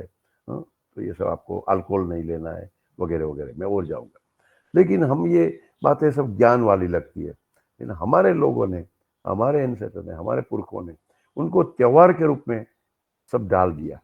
कि देखो श्राद्ध पक्ष आप जानते हैं, इसी ऋतु में हमने मनाया। जैसे मेरे दादाजी सप्तमी को गुजर गए और वो वैशाख सुद सप्तमी को गुजर गए, तो उस दिन तो मैं उसका संवत्सर मनाऊंगा, यानी कि 1 साल हुआ मेरे दादा का, जो भी जितना बढ़ेगा हर साल में उस दिन मेरे दादा जी को मैं याद करूंगा। लेकिन भाद्रपद की कृष्ण पक्ष में मैं फिर से सप्तमी को याद करूंगा। तो वो क्यों याद करूंगा, उसकी मैं चर्चा आप करूंगा। तो उस समय तो डेथ हुआ ही नहीं था, तो भी मैं मेरे दादा को क्यों मैं पितृ को याद करूं। उसी समय नवरात्रि आती है, नवरात्रि तो चैत्र भी होती है, नवरात्रि तो 4 होती है, लेकिन ये जो नवरात्रि है, शारदीय नवरात्रि, उसकी क्या इम्पैक्ट है, उसमें हम क्या करते हैं। दीपावली, वैसे साल तो शुरू होता है हमारा चैत्र से, लेकिन हम साल का एक जैसा जश्न मनाते हैं दीपावली में। तो ये ऋतु के त्योहार में क्या महत्व है, उसमें क्या चेंज होता है, उसकी चर्चा आपके सामने मैं करूंगा। तो हम त्योहार क्यों मनाते हैं, कि हम हेल्दी रहे, हम आनंदित रहे। कालिदास ने बताया, कवि कालिदास कहते हैं, मानव खलु उत्सव प्रिया। मनुष्य को उत्सव चाहिए, उसको आनंद। देखो भारत में जो उत्सव का लिस्टिंग हुआ है ना, उत्तर दक्षिण पूर्व पश्चिम हर राज्यों का कुल मिला के, तो दिन तो हमारे साल में 365, लेकिन वो 450 से ज्यादा, 450 तो त्योहार इस देश में मनाया जाता है। तो ये हम उत्सव प्रिय, लेकिन एरिया वाइज, रीजन, सीजन दोनों को ध्यान रखते हुए, बिहू असम में आता है, लोहड़ी या तो ये पंजाब में मनाई जाती है, तो पोंगल, ओणम केरल में मनाया जाता है। तो अलग अलग, जैसे दीपावली वेस्ट का बहुत त्योहार है, गुजरात और बंगाल पूरा जो कर्कवृत का एरिया है वहाँ सबसे ज्यादा नवरात्रि मनाई जाती है। अब दुर्गा पूजा कितने दिन तक चलती है, अभी महाराष्ट्र में गणेश। तो हमारे जो त्योहार है वो त्योहार क्यों उस रीजन में जो सीजन में इम्पैक्ट होता है उसके लिए ही बना है, वही त्योहार है। मैं कुछ एक दो बताने की कोशिश करूंगा।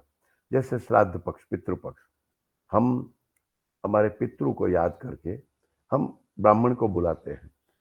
तो ब्राह्मण को बुलाते तब क्या खाते हैं? हलवा, लड्डू, खास करके खीर, दूध पाक, तो मिल्क की आइटम, लेकिन एकदम रबड़ी बासुंदी नहीं, दूध पाक, दूध पूड़ी। पूड़ी भी हमारे यहाँ घी में तली जाती थी, तेल वाली नहीं। और या तो फिर खीर ही खाओ या तो फिर लड्डू, और इवन जलेबी। तो ऐसी स्वीट जो कुछ तो घी है लेकिन शक्कर ज्यादा है, घी है, शक्कर है और चावल है और दूध है। तो दूध ज्यादा लीजिए, चावल लीजिए, शक्कर लीजिए, कुछ तो हद में घी भी लीजिए। तो ऐसे बनी हुई चीज हम ब्राह्मण को भोज में देते हैं। अब ब्राह्मण खाएगा वो तो ठीक है, पितरों की बात की मैं इतना अभी अधिकारी नहीं हूँ और समय भी नहीं है, मैं ये चर्चा नहीं करूंगा। लेकिन अगर ब्राह्मण खाते हैं तो हम भी वही खाते हैं। तो 15 जी दिन हाँ, टाइम हो जी गया, आदरणीय। टाइम हो गया, जी हाँ, समय हो रहा है और ठीक है। बाकी हमारे सदन में सवाल भी होंगे आदरणीय। बहुत सुंदर हाँ, आज का आपका मार्गदर्शन। तो और मैं सबसे पहले आदरणीय हमारे पतंजलि जैविक अनुसंधान केंद्र से आदरणीय पवन कुमार सर को सादर आमंत्रित करती हूँ। जी आदरणीय। जी नमस्कार। आज के हमारे मुख्य वक्ता डॉक्टर हितेश जानी जी। मेरे ख्याल से कुछ ही स्लाइड्स बाकी थी और 3 बाकी उसको थी। हाँ, 3 मेरे बाकी। ख्याल से आप कंप्लीट कर लीजिए। मुझे भी लग रहा है ओके, कि थैंक यू हाँ जी, फॉर आप दिस, कंप्लीट कर थैंक लीजिए, यू। उसके बाद में हाँ, बोलूंगा। तो ओके, थैंक यू। तो 3 चीजें करते हैं, खाना पीना रहना, उसको देखते हैं। तो उसमें श्राद्ध पक्ष का मैंने बताया 15 दिन तक जो इम्पैक्ट बॉडी पर बाहर से पड़ रही है, लेकिन आप खाने में दूध चावल यूज करो। नवरात्रि में क्या होता है, हम लोग घूमते हैं, गरबा लेते हैं, डांस करते हैं। तो गीत संगीत नृत्य से मन शांत रहता है। जो विक्षिप्त मन को शांत करना, ललित विभास भैरवी आशावरी, वो जो रागिणी है, तो कुछ ऐसे और राग है जो मन को शांत करता है, राग मालकोस, उसमें हम फिर डांस करते हैं यानी गरबा लेते हैं। या तो उससे क्या होता है, पसीना होता है, तो जो ब्लड का वॉल्यूम बढ़ा है तो उसमें से सोडियम सोडियम क्लोराइड जिसको पसीने से निकल जाता है, पायरुविक एसिड, लैक्टिक एसिड, वो भी निकल जाता है। तो ब्लड का वॉल्यूम कम हो जाता है। और उसके बाद प्रसादी में क्या लेते हैं, नारियल, नारियल के लड्डू, खोपरा, बतासा, दूध। तो ये दुर्गा के समय शरद पूर्णिमा आएगी तो उस दिन हम शरद ऋतु का बड़ा अच्छा त्योहार आप जानते हैं, तो उसमें तो पोहे हैं, दूध है, शक्कर है। तो आप हर पूरा महीना 2 महीना आप ऐसे दीपावली में, फिर वही दीपावली तक हम ऐसे फूड्स, ऐसे प्रोग्राम्स, अच्छे कपड़े पहनते हैं नवरात्रि में, दीपावली में। तो ऐसा लगता है कि तो मन को प्लेजेंस मिलता है, तो सुसाइडल टेंडेंसी कम हो जाती है। कुछ रागिणी से, कुछ सफेद फूल इस समय ज्यादा आते हैं, हाँ? तो उस फूल की जो एरोमा है वो भी पित्त को कम करती है। तो बस यही मेरा कहना था। और अगर बाद में टाइम मिला तो हमारा जिज्ञासा का समाधान भी करेंगे।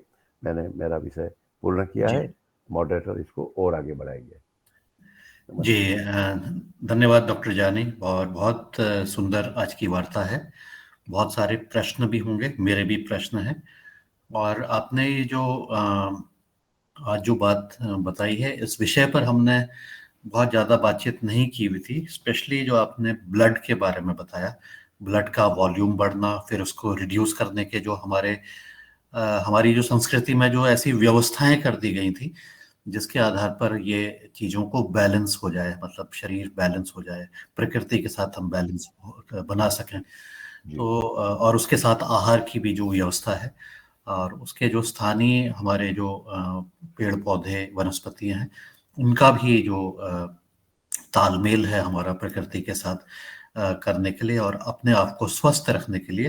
तो ये बात, और आपने फिर आयुर्वेद का जो बेसिक कॉन्सेप्ट है और उसकी उसकी जो अवधारणा है, उसके जो मूल मंत्र हैं, उसको भी बताया। वो भी हमारे लिए बहुत अच्छी रही और मुझे लगता है कि आपके साथ हमें आगे भी बातचीत करनी चाहिए।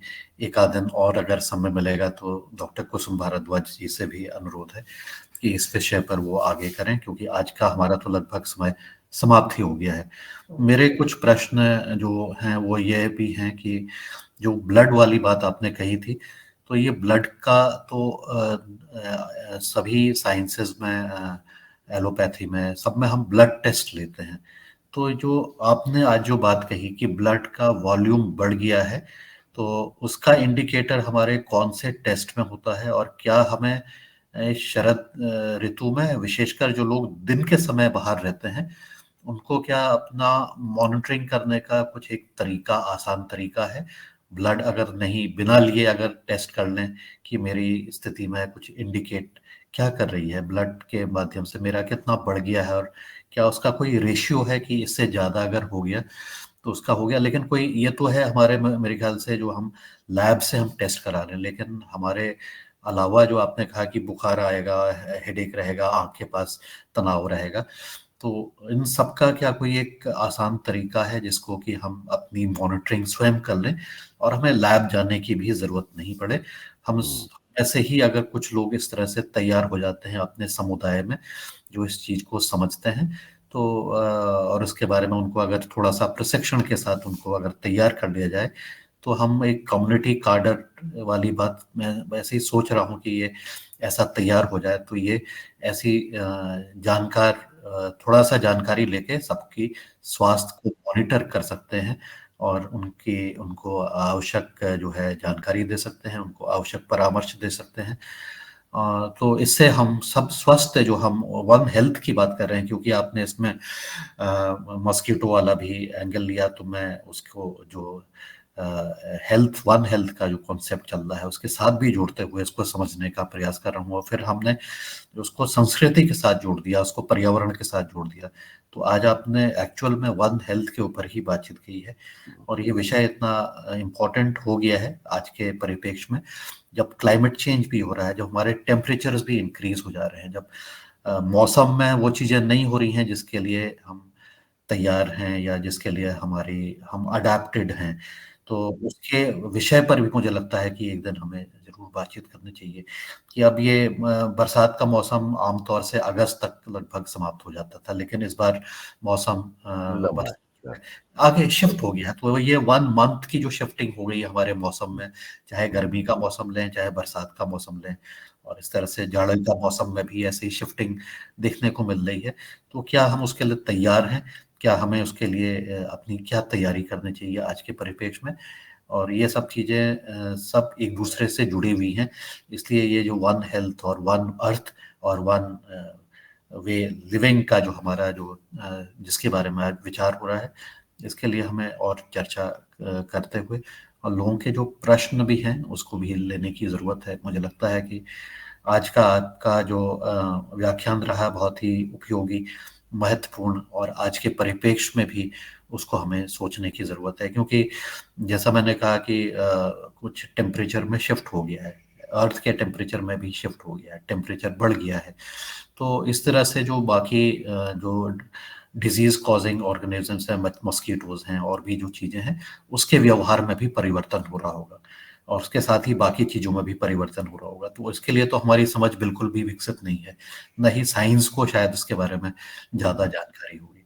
तो इसको भी हमें कैसे करना चाहिए, और हमारी अपनी पुरानी संस्कृति में हम क्या इस रहस्य मतलब जो है उससे हम कैसे उसका लाभ ले सकते हैं, ये एक मेरा कुछ और भी जिज्ञासाएं हैं। और आज लगभग समाप्त हो गया है, कुछ प्रश्न भी उठे हुए हैं। शरद वर्मा जी का हाथ बहुत समय से रेज्ड है, तो मैं उनसे कहूँगा, उनका नाम ही शरद जी है, मैं उनको याद कर रहा था जब आप शरद ऋतु की बात कर रहे थे, तो शरद जी का भी प्रश्न सबसे पहले लेते हैं। शरद जी, आपका स्वागत है, अपना प्रश्न। सदन को कोटि कोटि प्रणाम और मुख्य अतिथि को भी प्रणाम। सर, ये बैड कोलेस्ट्रॉल अगर बढ़ जाए तो ये किस कारण से होता है? बैड कोलेस्ट्रॉल और इसके लिए क्या करना चाहिए? विषय तो ठीक ब्लड से है, इसलिए फिर बताता हूँ। एक्चुअली ये ऋतु में बैड कोलेस्ट्रॉल की चर्चा का बड़ा रोल नहीं होगा, फिर भी ये जो एलडीएल है, जो लो डेंसिटी लाइपोप्रोटीन, इसको कहते हैं बैड कोलेस्ट्रॉल, जो बैड फॉर हार्ट। हाँ, यहाँ तो गुड बैड सब बढ़ जाता है, ब्लड का वॉल्यूम भी बढ़ता है, लेकिन बैड कोलेस्ट्रॉल बढ़ता है तेल से, बैड कोलेस्ट्रॉल बढ़ता है मैदा से, बैड कोलेस्ट्रॉल बढ़ता है चीज से, जो जिसमें लो डेंसिटी लाइपोप्रोटीन जिसको कहते हैं, ऐसी सबसे ज्यादा कल्प्रिट है तेल। तो तेल कब खाना नहीं खाना वो कभी चर्चा अभी तो नहीं करेंगे, लेकिन वो तेल से बढ़ता है। और वो जो बाकी जो जितने हैं, सोकोल्ड बटर, बटर ऑयल, जो बाहर का घी, तो उसमें भी एलडीएल ज्यादा होता है। देसी गाय के घी में ही, और जो भी बिलोना से बनाया हुआ घी है, वो जो प्रोसेस है उसमें ही एचडीएल यानी कि हाई डेंसिटी लाइपोप्रोटीन यानी कि गुड कोलेस्ट्रॉल होता है। तो हमारे खान पान में इतना तेल आ गया है, इतना नमकीन आ गया है, इतना मैदा आ गया है, इतनी फर्मेंटेड चीज आ गई है, तो आज हमको, और जो मिल्क है, दूध है, वो भी हमको मिल रहा है A1 टाइप का मिल्क, यानी जर्सी का मिल्क, यानी डेयरियों का मिल्क। वहाँ A2 मिलना मुश्किल है, यानी कि एलडीएल वाला ही दूध मिलता है, एलडीएल वाला ही खाना खाते हैं हम। तो ये हार्ट के लिए बहुत ज़्यादा खतरनाक होता है। मैं अभी तो इतना ही बताऊंगा। जब भी हम घी की बात करते हैं तो एचडीएल वाला घी, यानी देसी गाय का घी, देसी गाय का दूध, उसी का ही खीर, वही दूध पीना है, तो वो कभी एलडीएल बढ़ेगा नहीं। तो पहले इतने हार्ट अटैक थे नहीं, आज जो बढ़ गए उसका वजह यही है, जो चिकनाई है वो सबसे ज्यादा आज बढ़ रही है। जी जी और कोई? धन्यवाद। और आगे आदरणीय प्रदीप राज वर्मा जी, जी आपका हैंड राइज। ओम सदन को साधारण बंदन और आज के मुख्य अतिथि को प्रणाम। आजकल ये हाइपर एसिडिटी बहुत ज्यादा हो रही है मेरे बच्चे को, और वो काफी इलाज करा, कुछ कहीं फायदा हुआ नहीं है उसको। उसका मतलब खान पान किस तरह से करूं और उसको किस तरह से कंट्रोल हो सकती है?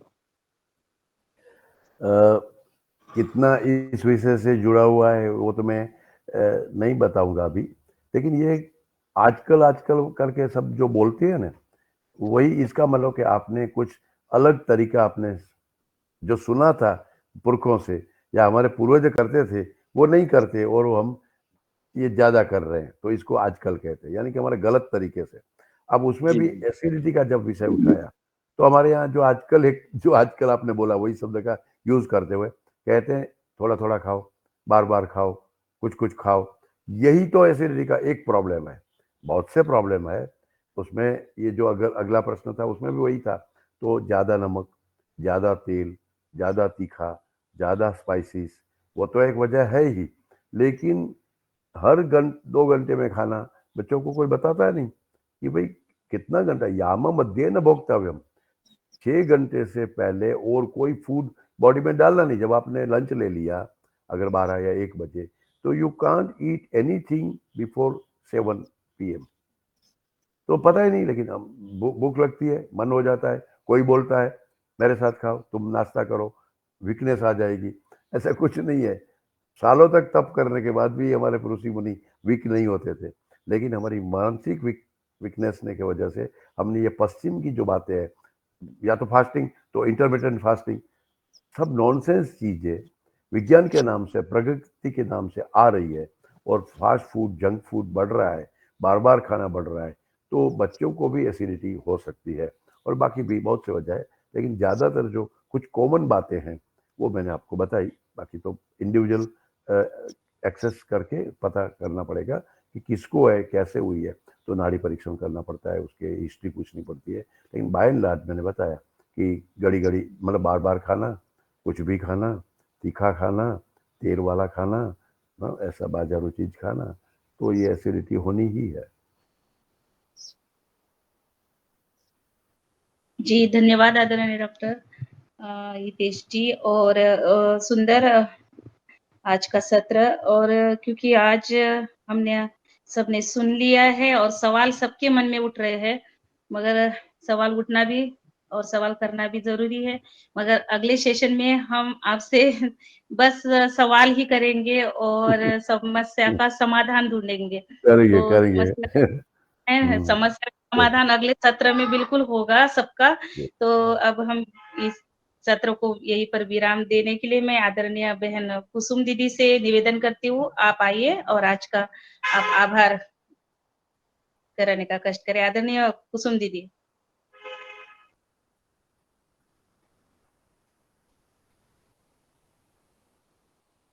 कुसुम दीदी तक मेरी आवाज नहीं जा रही है। मैं आदरणीय श्री दिनेश चंद्र सेमवाल जी भाई साहब से निवेदन करती हूँ। जी, दिनेश भैया। जी, जी आदरणीय दीदी धन्यवाद। आज का जो सत्र है वो बहुत ही मायने रखता है इस ऋतु में कैसे हम स्वस्थ रहें। और मेरे ख्याल से आज 1233वां दिवस है और इस अवसर पर जो आज हमने जानकारी दी डॉक्टर साहब से, वो अद्भुत थी। जब आप बात कर रहे थे और खासकर कि हमें इस ऋतु में खासकर सितंबर और अक्टूबर माह में दिन में बाहर निकलने से रुकना है और जो किस तरह से तिरछी किरणें हमारे शरीर पे पड़ती हैं, तो साफ और स्पष्ट चित्र बन रहा था कि जैसे कि कोई तीर सूरज की किरणों के तीर हमारे ब्लड्स को भेद रहे हों। और इतना महत्वपूर्ण जो वार्तालाप, इतनी महत्वपूर्ण जानकारी हमसे कोसों दूर रही है। लेकिन गर्व की बात है कि आप जैसे योगाचार्य और हमारे आयुर्वेद जैसे ग्रंथ हमारे पास हैं, जिस पर कि अभी भी ताज़ा तरीन जो वैज्ञानिक हैं उनकी दृष्टि जाना बहुत ही आवश्यक है। और हमें जो ये जानकारी है कि किस तरह से हम शरद ऋतु में अपने स्वास्थ्य का ख्याल रखें, इस पर आपका इस मंच पर पुनः आना भी बहुत ज़रूरी है। और पुनः हम आपसे निवेदन करेंगे कि आप कम से कम महीने में एक बार तो आपका व्याख्यान इस मंच पे हो, ऐसा भी निवेदन है, ऐसा भी मन में विचार आ रहा है। बहुत सारे प्रश्न भी रह गए हैं लोगों के और जल्दी ही आपसे निवेदन करेंगे यानी कि आप आएँ और हम सभी को स्वस्थ रखने के लिए और हमारे देश को, हमारे विश्व को स्वस्थ रखने के लिए जो अगले कदम हैं, उनको हम सुन पाएँगे आपके माध्यम से। और मैं आदरणीय डॉक्टर कुसुम भारद्वाज दीदी जी का भी बहुत-बहुत धन्यवाद करता हूँ कि आपने ऐसे गुणी, ऐसे अनुभवी डॉक्टर साहब को हमें इस मंच पे लाए और इस परिवार का उन्होंने अभिन्न भाग बनाया है। और साथ में आज हमारी बहन आदरणीय नीलम मिश्रा जी ने योग कराया। तो अगर मैं शॉर्ट में कहूँ, संक्षिप्त में कहूँ, तो आदरणीय सभी योगाहारी सदस्यों के माध्यम से मैं आदरणीय डॉक्टर साहब का बहुत-बहुत धन्यवाद करता हूँ और इस उम्मीद के साथ कि हम पुनः मिलें, जल्दी ही मिलेंगे और बहुत सारे प्रश्न हैं, उनके भी हमें उत्तर मिलेंगे और ये जीवनदायिनी जो यात्रा है, जीवनदायिनी जो वार्तालाप है, हम योगाहार के मंच से यूँ ही आगे बढ़ाएँगे और पुनः आपको धन्यवाद, पुनः प्रणाम और फिर मिलते हैं। मैं वापस पहुँचता हूँ आदरणीय रंजना बहन जी के पास।